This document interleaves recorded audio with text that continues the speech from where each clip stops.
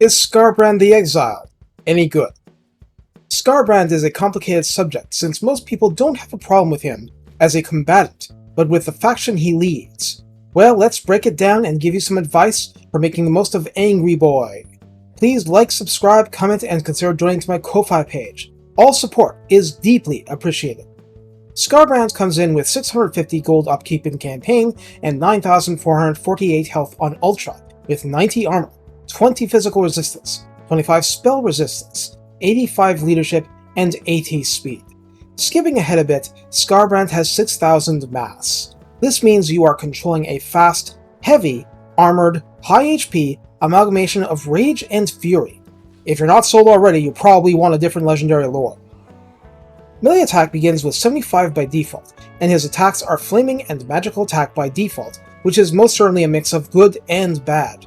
Flaming attack can be helpful or hurtful, and Skarbrand has no way to turn it off, so suffer when fighting Imrik. It's just how it is. Attack interval is... Okay, sit down while listening to this. The attack interval is 3.4. It's not the lowest figure I've seen in this entire game, but it's pretty darn good. Skarbrand hits early and hits often.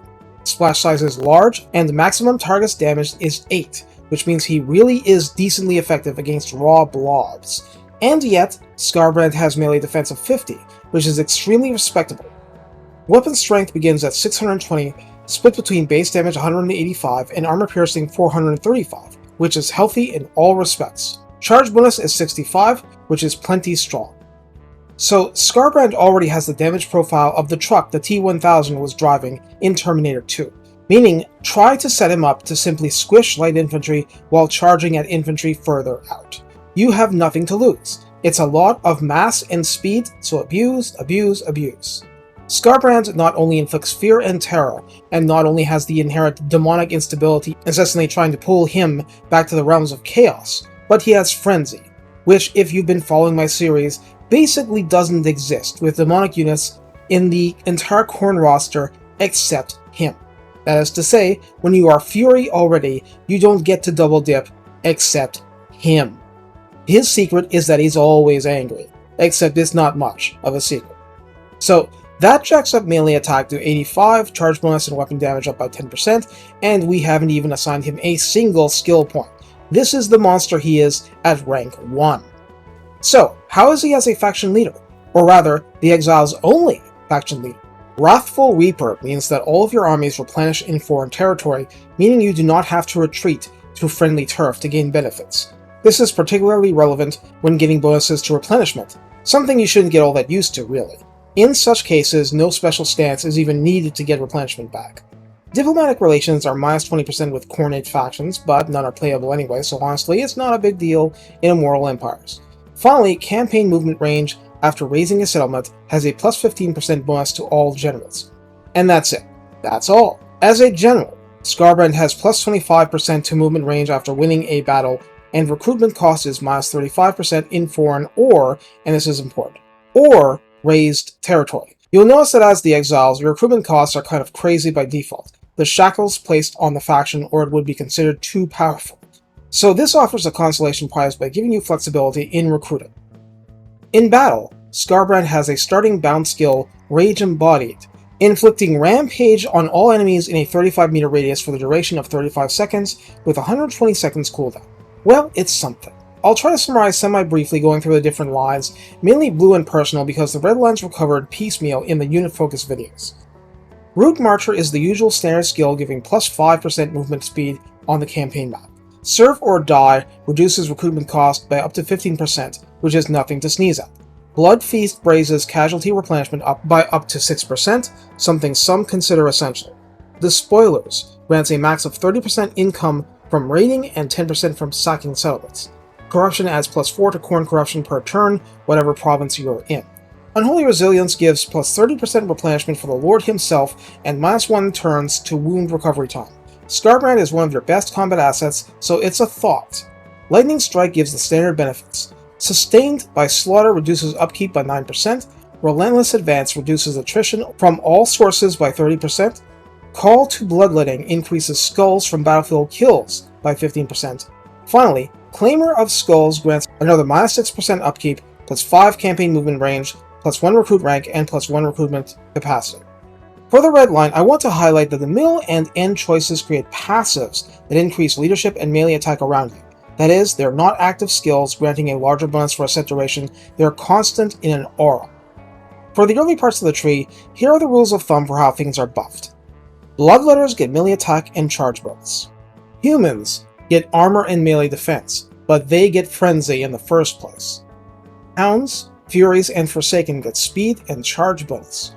Chariots and Machines get armor and charge bonus. Minotaurs, Spawn, Bloodthirsters, and Soul Grinders get melee attack and weapon strength, and not light bonuses. These are raw attack units.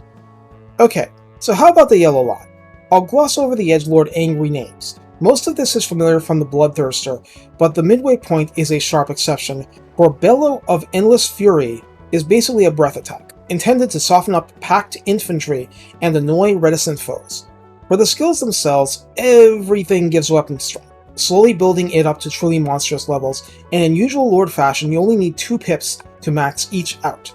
Finally, Fueled by Rage is a passive that jacks damage up by 25% should Skarbrand be below 50% health, if you max out this line, which you should. For his personal line, Rage Incarnate upgrades his bound skill Rage Embodied to jack up the radius by 20 meters, and if you remember your math, that means the diameter has increased by 40 meters. That's a big circle around him where enemies are rampaging. Restless Fury gives Skarbrand an additional 10% campaign movement range after winning a battle. Yeah, he's not Taurox, but it's helpful. Also, it gives Skarbrand Vanguard deployment, which can be incredibly valuable for cheese purposes. Wrathful Reaper is a self-buff here. For 36 seconds, Skarbrand does 50% more damage, but he becomes vulnerable to Rampage himself. In the sense you lose control over him as the player, not in the sense he was taking it easy. You just have to choose when to let loose and when there's no real downside to Rampage. Drinker of Blood is an absolutely must-have for Skarbrand, granting Skarbrand himself Gore Feast for a 0.10% constant regeneration effect, plus 15% post-battle loot, since battles are how you sustain your economy. Anarchy of Madness inflicts -6 control on an enemy province and jacks up Khorne Corruption by +4 per turn. Isn't that nice? You cause havoc just from existing. Finally, Locus of Endless War grants Skarbrand an extra 15% movement range after winning a battle, and Blood Hosts gain +3 units on creation faction-wide. Yes, this is where it was hiding. What makes Skarbrand a real leader of the Exiles of Khorne? If you've seen anything about the Exiles mechanics, you'll know that Blood Hosts are a big deal, and while they cost you favor for upkeep, being able to raise one in a hurry, especially if you've sacked a settlement and bled it dry first, means you want to get the maximum effectiveness from this. Finally, what about legendary items? Skarbrand only has one, his demonic axes named Slaughter and Carnage. This battle unlocks at rank 10, but it's no gimme because you have some stiff Khorne forces to fight through, so make sure you're prepared to handle it. That said, here are the weapon effects.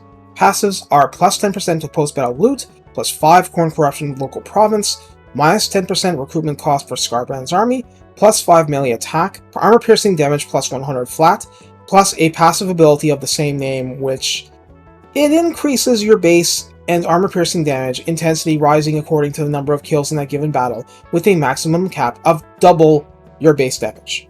That's with your base increased by skills, active abilities, good old frenzy, and at max, doubling it. The next section was supposed to be, okay, how do I use Skarbrand in battle, but at that point it's kind of obvious. Send him into the biggest blob you can find, and kill stuff! Blood for the blood Okay, it's more complicated than that. Skarbrand is so big and angry that he cannot fly. However, he sprints around the battlefield like a rage-filled ballet dancer.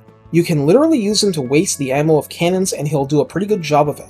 All the better if you have Gore Feast. Until you reach that point, you're fighting against the clock because Skarbrand isn't going to shatter or retreat. He will evaporate if you exhaust his strength. Early in the game, there is a researchable technology that grants you a regeneration item, a banner.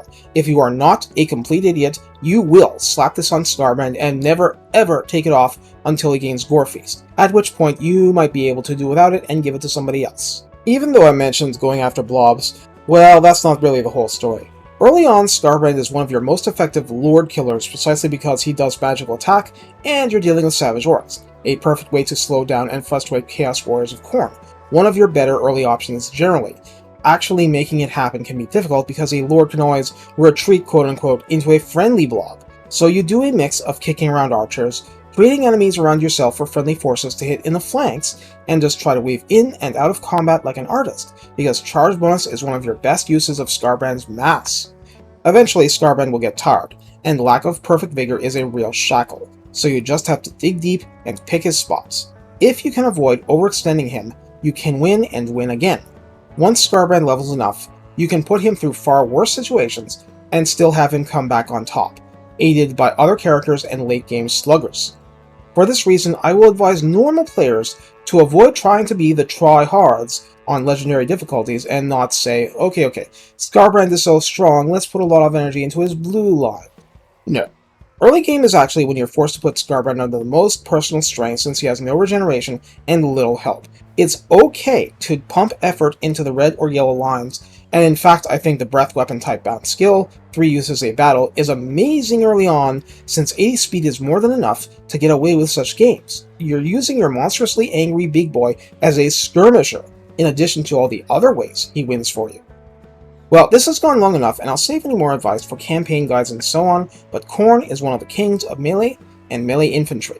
Recognize your weaknesses and keep an eye out for speed, anti-large, since you have few sources really, and match your anti-armor units with your armored foes. Do that, and you should be alright. Take care and have fun getting skulls for Khorne from a plentiful resource, your many foes.